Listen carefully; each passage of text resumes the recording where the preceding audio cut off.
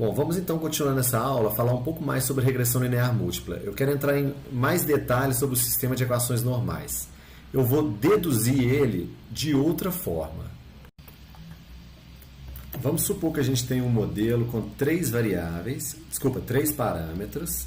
Y é igual a B0 mais B1 x1 mais B2 x2. E que a gente tenha n pontos. Vou colocar aqui 4. N igual a 4. 4 pontos diferentes, x1, x2, y.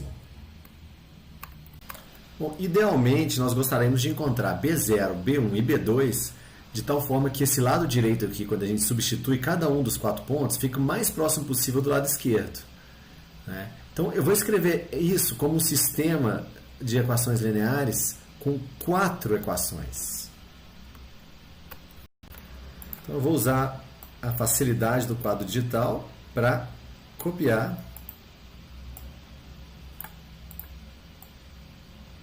e escrever menos. Aqui, ó, vamos usar esses 4. E agora eu vou colocar aqui, para o primeiro ponto, nós queremos que B0 mais B1 x1 1 e x2 1, B2 x2 1 seja igual a y1. O mesmo vale para o segundo ponto.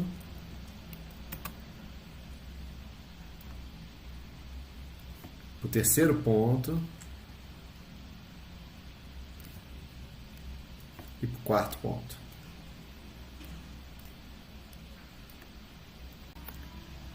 Vamos então reescrever essas equações usando notação matricial.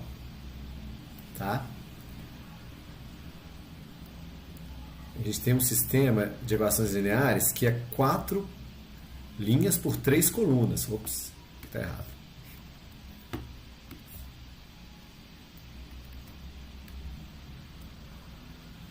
Então vamos escrever cada uma das 4 linhas. A primeira linha é... as variáveis são B0, B1 e B2, a gente não conhece.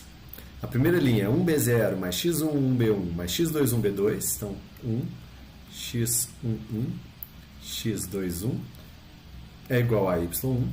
A segunda linha é 1, x12, x22 é igual a y2. A terceira linha, 1, x13, x23 é igual a y3.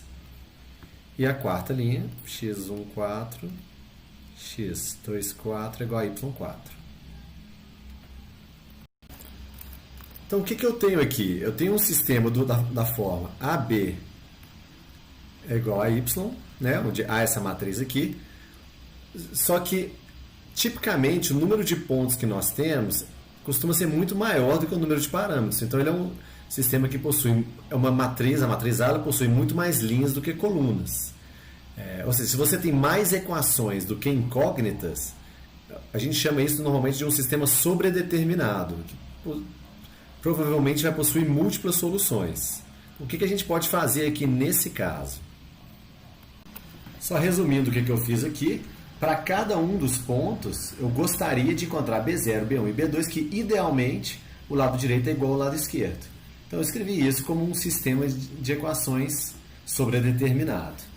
Tá? Então vamos considerar então AT como sendo a transposta de A. Tá? Nós simplesmente escrever 1, x11, x12, x13, x14,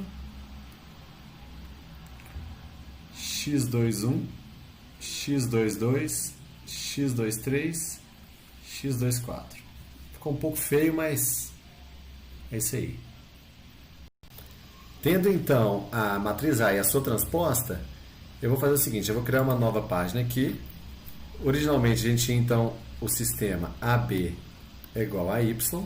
Eu vou multiplicar a transposta pelos dois lados. Fica ATAB é igual a ATY. Então o que eu vou fazer? Vou usar aqui a facilidade do quadro digital e vou copiar essa matriz só para ter que escrever menos. Vou passar ela aqui para a próxima página. Eu vou expandir aquele aquela multiplicação que eu fiz ali em cima. Também vou copiar a transposta.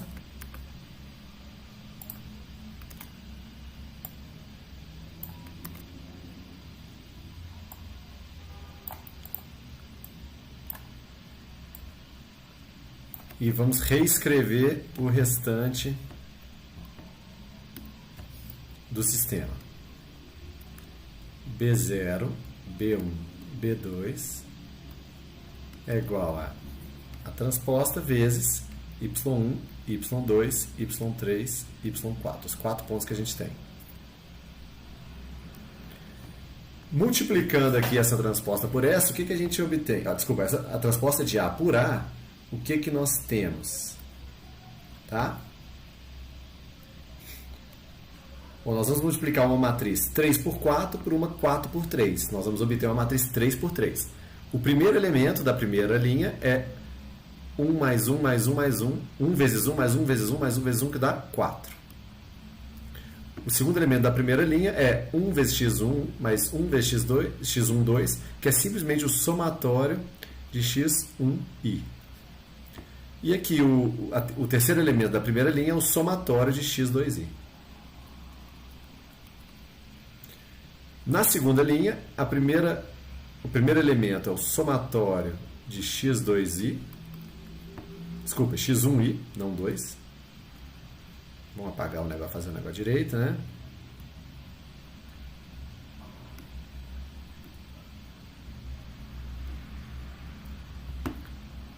x1i. Ficou mais feio que antes, mas tudo bem. Vou deixar assim mesmo. O segundo elemento é x1 vezes x1 mais x12 vezes x12, que é o somatório de x1i ao quadrado.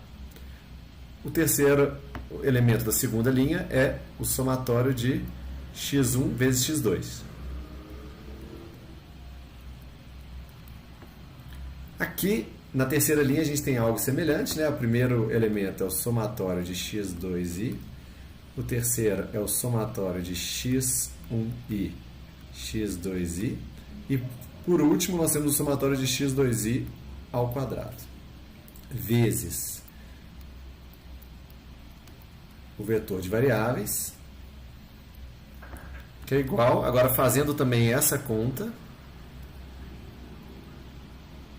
nós temos uma matriz 3 por 4 vezes um vetor 4 por 1, a gente vai obter um vetor 3 por 1.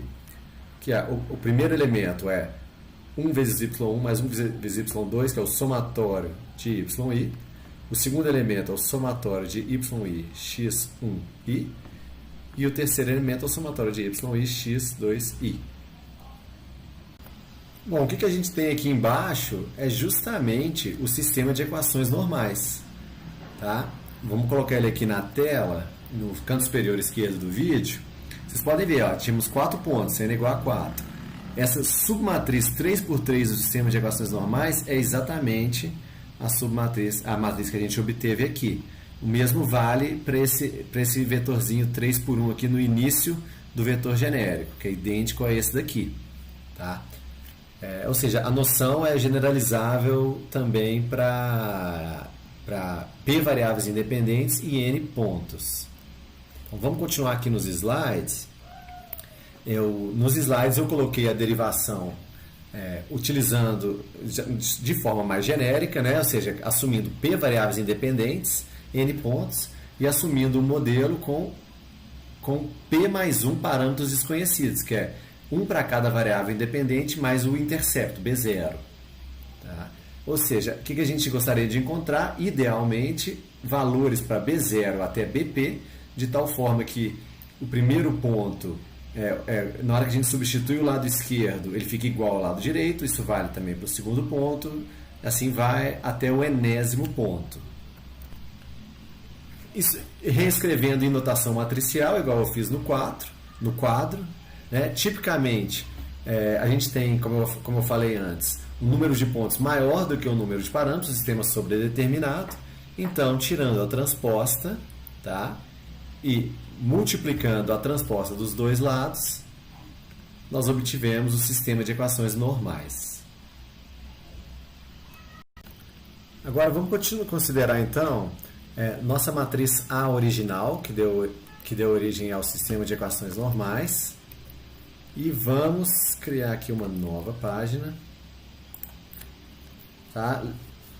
Essa matriz A, ela tem dimensões n por p mais 1. P mais 1 porque são p mais 1 parâmetros. Né? Se nós temos p variáveis independentes, p mais 1 parâmetros. Tá? Agora vamos supor que essa matriz ela possua posto completo. O que significa posto completo? Né? Assim, uma matriz não quadrada, onde n maior que p, que tem posto completo, onde n maior que p mais 1, na verdade, com posto completo, significa que todas as colunas, né, o número de colunas é menor que o número de linhas, todas as colunas são linearmente independentes. Vamos assumir então que A possui posto completo, posto p mais 1.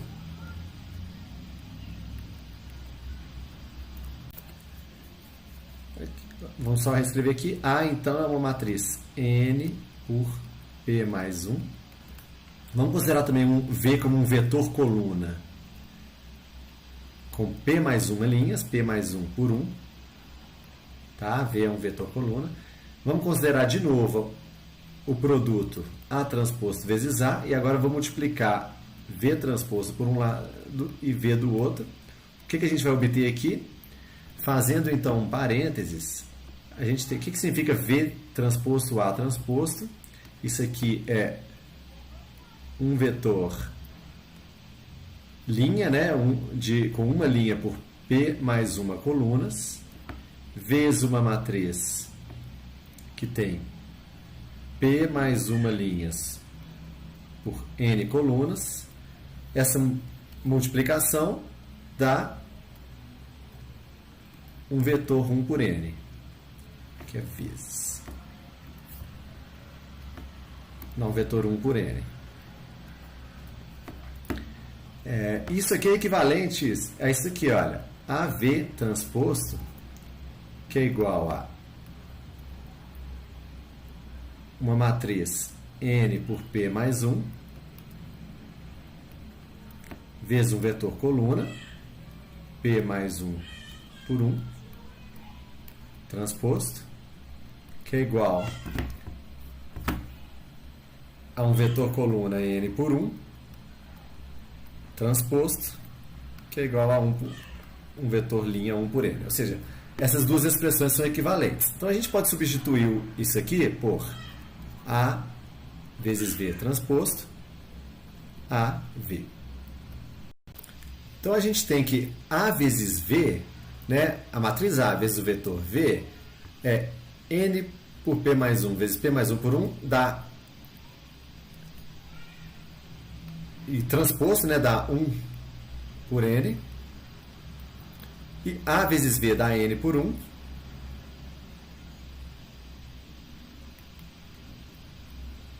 Né, N linhas por uma coluna. Isso daqui, na hora que a gente tira esse produto, vai dar um número. Que número é esse? É a soma dos quadrados dos elementos. O que é a soma dos quadrados dos elementos? É a norma 2, né, ao quadrado. Ou seja, na norma 2 a gente tira a raiz quadrada. Aqui a gente simplesmente é a norma 2 ao quadrado. O que isso significa? Dando continuidade aqui, então, a gente tem que ir apagando aqui a parte de baixo só para simplificar.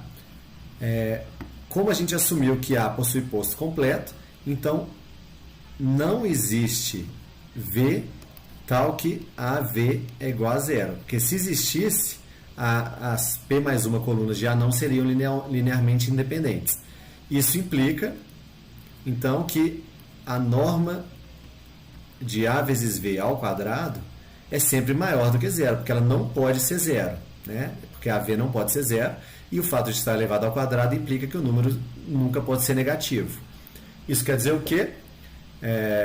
Isso implica, então, que, pela definição de definida positiva, que a matriz ATA é sempre positiva definida positiva, não lembro agora qual que é a ordem certa,